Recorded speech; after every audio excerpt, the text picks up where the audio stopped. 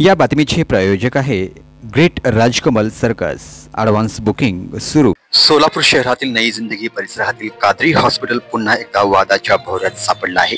एका गंभीर घटनेने संपूर्ण शहरात खळबळ उडाली असून हॉस्पिटलवर गंभीर आरोप करण्यात आले आहेत।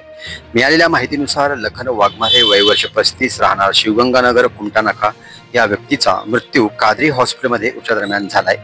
नातेवाईकांनी हॉस्पिटल प्रशासनावर गंभीर आरोप केले आहेत की लखन यांना योग्य वेळी आणि पुरेसे ऑक्सिजन पुरवठा न झाल्याने त्यांचा मृत्यू झाला।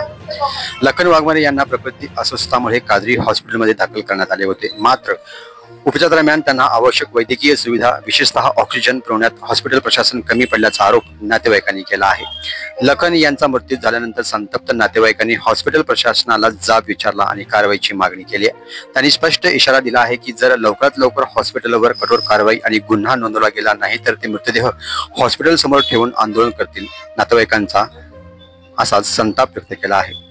लखन यांच्या कुटुंबियांनी हॉस्पिटलच्या निष्काळजीपणाला जबाबदार धरले आहे। त्यांचे म्हणणे आहे की जर वेळीच योग्य उपचार आणि ऑक्सिजन पुरवठा केला गेला असता तर लखन यांचा जीव वाचू शकला असता। या घटनेने परिसरातील नागरिकांमध्ये तीव्र असंतोष पसरलाय।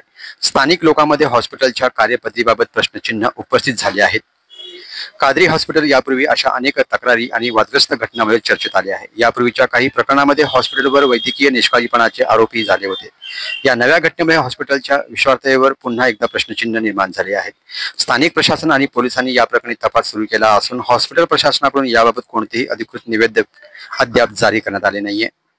नातेवाईकांनी दिलेल्या इशाऱ्याने परिस्थिती आणखी तणावपूर्ण बनली आहे। त्यांनी हॉस्पिटल प्रशासनावर तातडीने कारवाई आणि दोषीविरुद्ध गुन्हा नोंदवण्याची मागणी केली आहे। मृतदेह हॉस्पिटल समोर ठेवून आंदोलन करण्याची तयारीही दर्शवली आहे। या मागणीकडे प्रशासन कितपत गांभीर्याने लक्ष देते हे पाहणं महत्त्वाचे ठरणार आहे। पेशंटचा भाऊ आहे, तर त्या हॉस्पिटलमध्ये गेल्यानंतर ना कुठल्याही हॉस्पिटलमध्ये जावा, पहिला त्याची बीपी चेक करतात, आल्यानंतर ना त्याची ECG चेक करतात। त्यांनी असं कुठलं न कृत्य करता की डायरेक्ट पेशंटला घेतले। डॉक्टर तिथं नसताना डॉक्टरला फोन लावले त्यांनी की असं पेशंट आलंय। मग डॉक्टरचं तिथं काम आहे की येणं पेशंटला कुठल्याही गोष्टीचा ती कशाही पद्धतीचा पेशंट येऊ द्या तर डॉक्टर स्वतः प्रत्यक्षात तिथं पाहिजे। तर डॉक्टर तिथं न येण्यानं आज माझा भाव आज गेला। तर त्या भावाची अशी मनस्थिती होती की ते हसत खेळत होता। काल त्यांनी गावावरून इकडे आल्यानंतर चालत गेलेला पेशंट दगावला आमचा। आज त्या पेशंटला जर न्याय नाही जर माझ्या भावाला भेटला तर जिल्हा अधिकारी, महापालिका आयुक्त, कमिशनर व माझी सगळ्यांना एकच विनंती आहे, आज माझा भाव गेला असं कुठल्याही घरातला व्यक्ती जाऊ नये, ते त्या हॉस्पिटलला काही करून सील करा।